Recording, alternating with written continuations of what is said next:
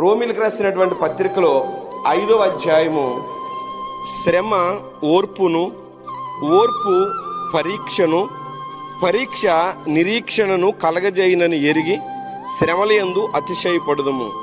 ఎందుకనగా ఈ నిరీక్షణ మనలను సిగ్గుపరచదు. ఈ మాట నేను మీకు చూపించాలనేటువంటి ఆ ఉద్దేశం ఏంటంటే, మీరు ఈ యొక్క జనసేన పార్టీ పెట్టిన తర్వాత ఎంతో శ్రమపడ్డారు, ఎంతో కష్టపడ్డారు. ఒక వ్యక్తి ఇన్ని సంవత్సరాలు నిలబడటం అనేది ఇది సామాన్యమైనటువంటి సంగతి కాదు.